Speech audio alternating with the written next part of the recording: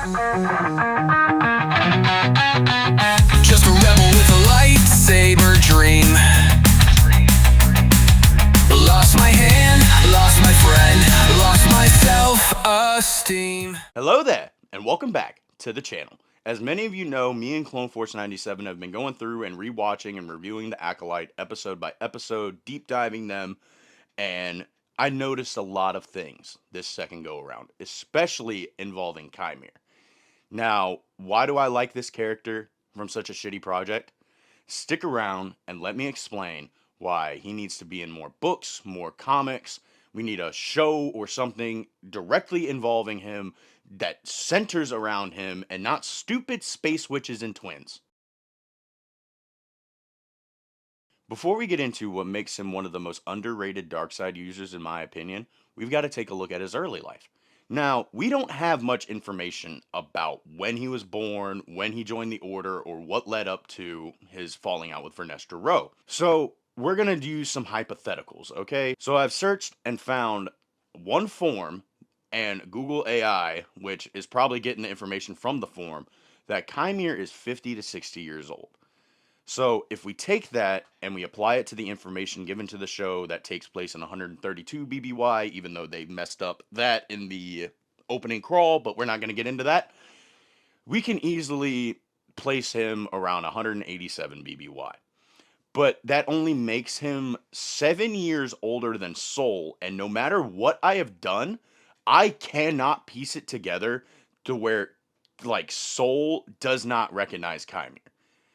So, unless somebody has lied about his age and Chimir's actually younger than Soul, we'd have to see. Because that's just, I don't know, bro. Like, I literally cannot fix that plot hole of how does Soul not recognize this guy? Especially if Verestra is 116 and Soul joined the Order at the age of 6. You'd think at some point they would have crossed paths unless, like, Soul just kind of forgot about him. I don't know. That's just one thing that I could not work into this. So, fuck off. Let's say he joins the Order between the ages of 3 and 5. That places this at around 182 BBY. And let's just say he trains from the age of 5 to 25, a good 20 years. That gives him plenty of time to train under Verestra, become disillusioned with the Jedi Order's view on the Force, and his falling out with Verestra. I'm going to go ahead and say that Qimir and Verestra had their falling out around 162 to 160 BBY, just to be safe. We all know that Qimir was born decades before the events of the Acolyte, meaning that he was probably born somewhere in between the High Republic, maybe the ass end of the Old Republic. Because like I said, if this dude is older than the information that I'm going off of that I found on Google, that'd be pretty sick. If he was born like in the Old Republic and he is literally like maybe using some Sith alchemy, maybe. Who knows? Honestly, this is why I want more information on Qimir, so I don't have to make a video using hypotheticals and then it comes out and then I just look like a big ass dumbass. Give me more information on Qimir, Disney. Please, for the love of fuck. Give me this character. He's so fucking good. And we haven't even gotten to his Force powers yet. Oh my fuck. Why am I bringing up the Old Republic in a Qimir video? Well, that's because of a theory that I have about the falling out with Verestra Row. I kind of came up with that theory while recording episode 2 of the Acolyte review series with Clone Force 97. What if Qimir was able to go into the archives and then he snuck into the restricted section and found some old information about one of everybody's favorite Old Republic Jedi and Sith who may or may not have had his mind wiped? That Qimir kind of reference, not even kind of, straight up says in episode 2 and does in episode 8. I think this dude may have found some information on fucking Revan and found out that it was the Jedi who wiped his mind, filled it with false memories, and then, holy shit, wait a minute. Nope, never mind. I caught myself. Haha, I remembered something in the show. I almost said, what if they did that for Osha? But I just realized that they did it for May. Damn. Okay. But back to Qimir. What if he found out about Revan and was like tried to confront Vernestra and things just well, I don't think he would have gone immediately to Vernestra. I think he would have let it simmer and stir in him and manifest and just keep building and building and building and building, kind of like Anakin did until one day he finally confronts Vernestra and Vernestra is like just gives him some bullshit. I don't know.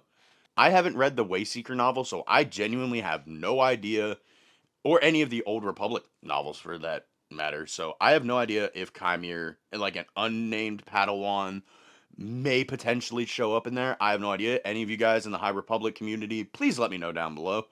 Um, but yeah, that's just my thoughts. Maybe he found some information on Revan getting his mind wiped because Qimir literally says to the Jedi, "Oh, don't do the mind wipe thing."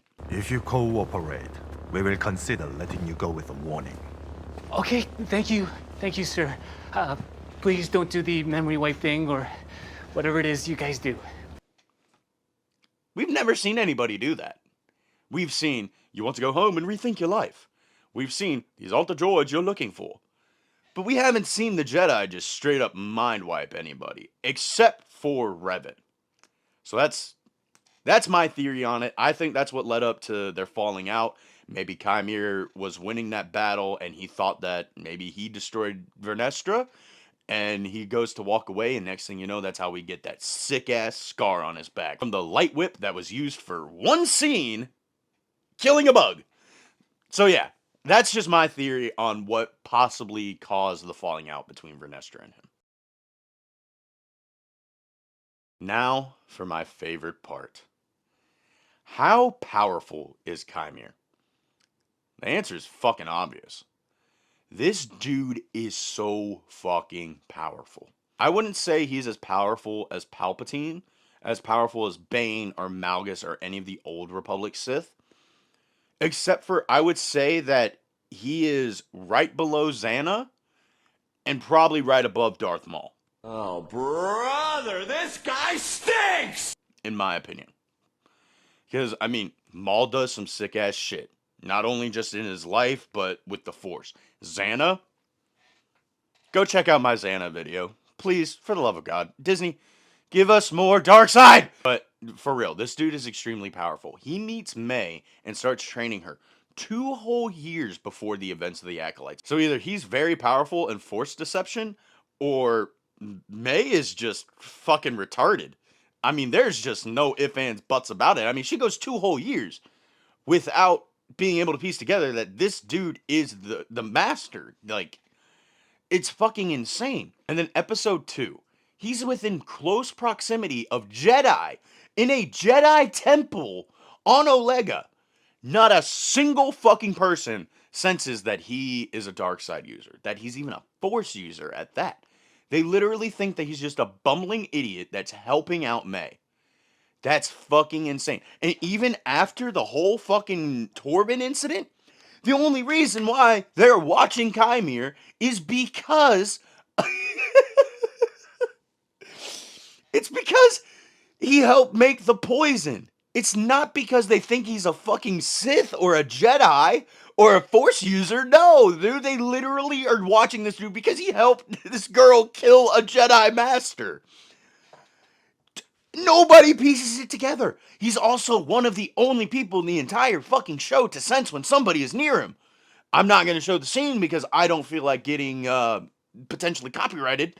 Or not even copyrighted. I don't feel like getting flagged for potential nudity. Because we all know what fucking episode I'm talking about. And yes, I know his helmet makes it to where it's just him and the Force and no one can read his thoughts. But in episode 2, he's not wearing the Cortosis helmet. And I don't think gauntlets can do that. I don't think wearing something on your wrist will affect something with your mind. Unless I'm completely fucking wrong. That's also a very good possibility. And then, of course, the greatest ending to an episode. Not when the series ended, but when Soul and the rest of the Jedi turn around and we see that shot from the trailer of Qimir shoving everybody back with a single-handed Force push after tossing Osha to the side like she was a fucking booger on his finger. Absolutely fucking insane. And then episode 5, the creme de la creme. The creme de la creme. This dude is literally fighting fucking goddamn Jedi single-handedly. He is single-handedly fighting off 8 Jedi. He doesn't even break out the second blade until he's fighting Jecki and goddamn Soul, bro. Like, he literally, at one point, stabs 3 Jedi in one swift motion. It's insane. There was an entire scene that was cut of Qimir bashing a fucking Jedi's head against the rock. And I know that has nothing to do with how powerful this guy is, but why would we cut that?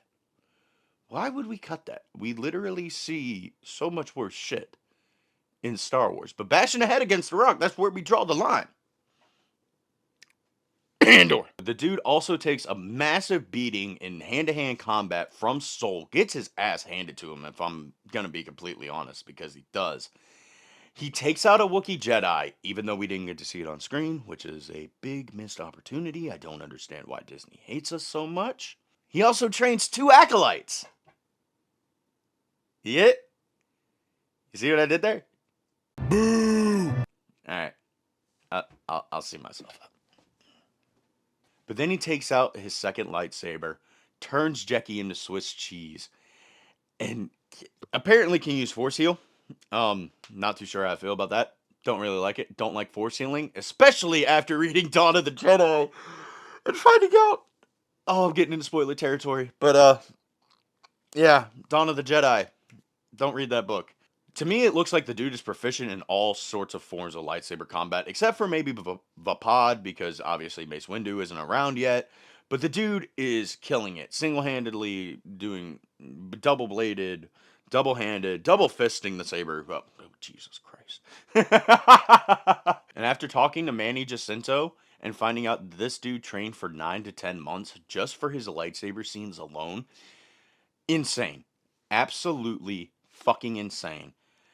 And, of course, to bring it back full circle with the Revan theory and the mind-wiping mentions that I've talked about proficiently in this fucking video, he literally single-handedly wiped somebody's mind. When it came to Revan, they had Basta Lashan and 4 other Jedi with her. And there's no record of if it took one person or all 5. And I'm leaning on the fact that it was all 5. Because that just seems like something that would be insane, to wipe somebody's memory and give them false memories. We didn't see him give May false memories, but we did see him wipe her mind instantly. Dude, come on, bro. He's fucking insanely powerful. It took a Force God to wipe Anakin's memory of his visions of turning to the dark side. A Force God did it. Just said the Bast Lashan and 5 Jedi with Revan. Qimir literally does it single-handedly, bro. Like, that's so insane. But if this doesn't explain how powerful and why he's so underrated, I don't know what will. I hope you guys enjoyed this video. If you liked it, check out the rest of the Let Me Explain videos down below. Check out my recent videos on Galaxy's Edge, and may the Force be with you always. Peace.